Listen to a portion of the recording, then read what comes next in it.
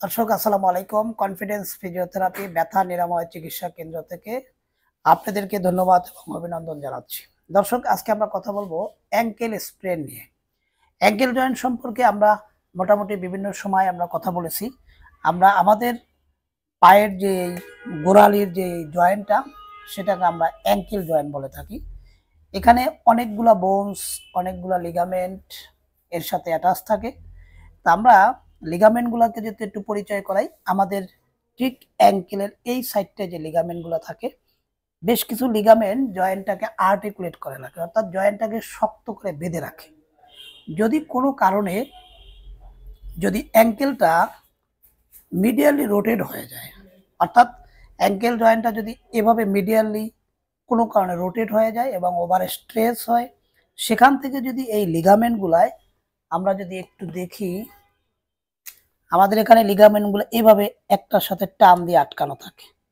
এই লিগামেন্ট গুলো যদি কোনো কারণে লুজ হয়ে যায়, স্ট্রেস হওয়ার ফলে যদি ছিঁড়ে যায়, আলাদা রাপচার হয়ে যায়, তাহলে যে কন্ডিশন হয় সেটাকে আমরা বলি অ্যাঙ্কেল স্প্রেন। অ্যাঙ্কেল স্প্রেন কেন হয় আমরা যদি চিন্তা করি, বিভিন্ন কারণে অ্যাঙ্কেল স্প্রেন হতে পারে। এক নম্বরই হচ্ছে স্পোর্টস ইনজুরি, অর্থাৎ খেলার মাঠে আপনি যে কোনো ভাবে যদি আপনার অ্যাঙ্কেলটাকে যদি মিডিয়ালি রোটেট হয়ে পড়ে যায়, সেখান থেকে অ্যাঙ্কেল স্প্রেন হতে পারে। এবং সবচেয়ে আমরা বেশি যেটা পাই, মানুষ যখন হাঁটতে যায় রাস্তায়, যদি জায়গা যদি অসমতল থাকে, সমান জায়গা না থাকে, যদি কোনো গর্ত থাকে কিংবা উঁচু নিচু থাকে, সেখান থেকে যে কোনো মুহূর্তে আপনার অ্যাঙ্কেলটা মিডিয়ালি রোটেট হয়ে যেতে পারে, ঘুরে যেতে পারে। অর্থাৎ এটাকে বলা হয় টুইস্টিং ফোর্স, অর্থাৎ হঠাৎ করে ঘুরে যাওয়া। এখান থেকে আপনার লিগামেন্ট ইনজুরি হতে পারে।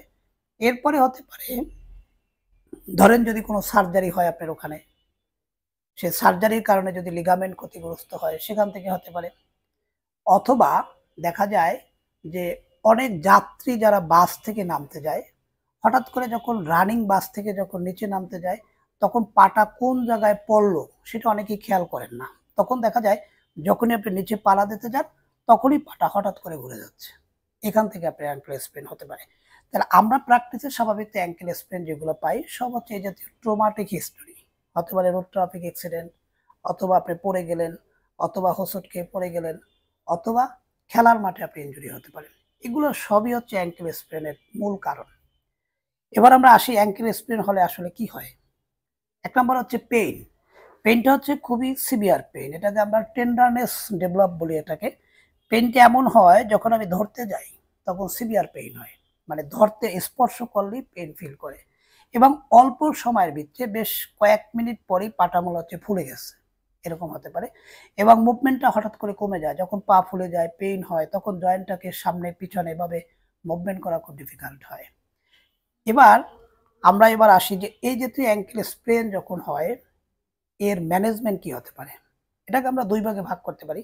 একটা হতে পারে একুইট ম্যানেজমেন্ট, আপনি এখনই আঘাত পেয়েছেন, এখন কি করণীয়।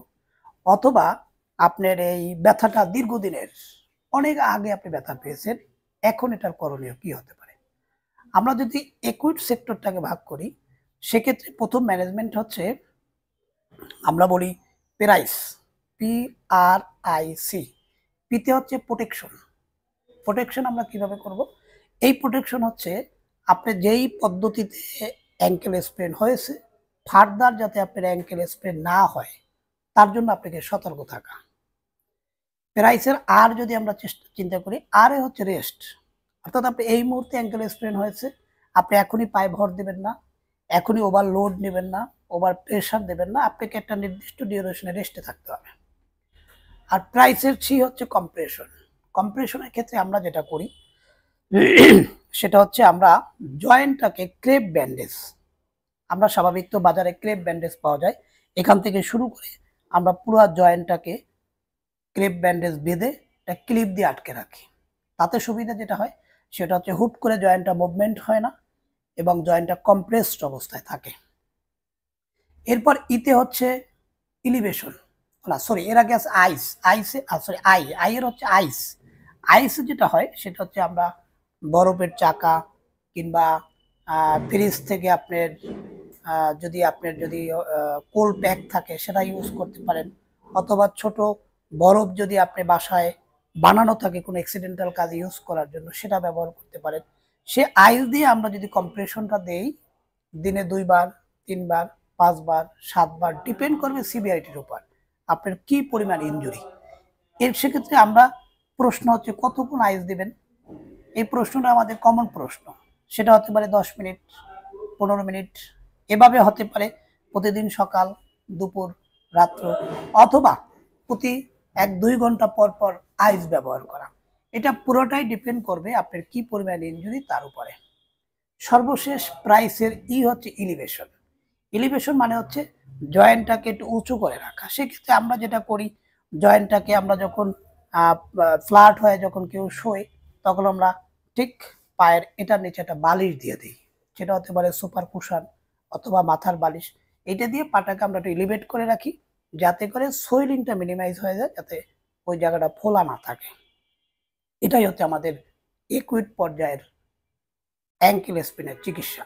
এরপর হতে পারে দ্বিতীয় স্টেপ যেটা, সেটা হচ্ছে যদি ব্যথাটা ক্রনিক হয়ে যায়, আপনার দীর্ঘদিনের পেইন, আপনি এই স্টেপগুলো কমপ্লিট করেছেন কিন্তু এখনো ব্যথা আছে, সেক্ষেত্রে আমরা যেটা করি, ফিজিওথেরাপির ক্ষেত্রে আমাদের বেশ কিছু ফিজিক্যাল এক্সারসাইজ, অর্থাৎ এই যে জয়েন্টটা এতদিন পর্যন্ত পেইন, এর সাথে সারাউন্ডিং মাসেলগুলো ইনভলভমেন্ট হয়ে গেছে, সেগুলোকে রিল্যাক্স করা।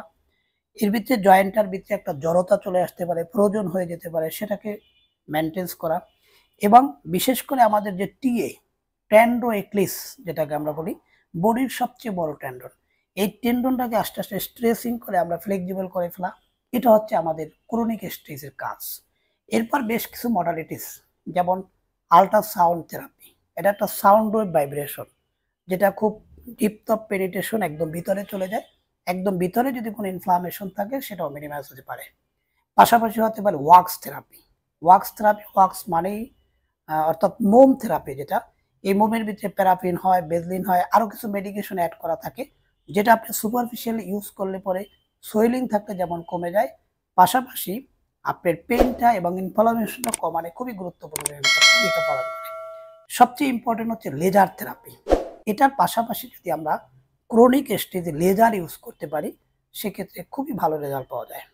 প্রিয় দর্শক, অ্যাঙ্কেল স্প্রেন সম্পর্কে আপনাদের যতটুকু ধারণা দিলাম, তারপরেও যদি আপনাদের কোনো কিছু জানার থাকে আপনারা লিখবেন, আমরা উত্তর দেওয়ার চেষ্টা করব। দর্শক, আজকে পর্যন্তই, আবার আসবো অন্য কোনো টপিকস নিয়ে। আসসালামু আলাইকুম।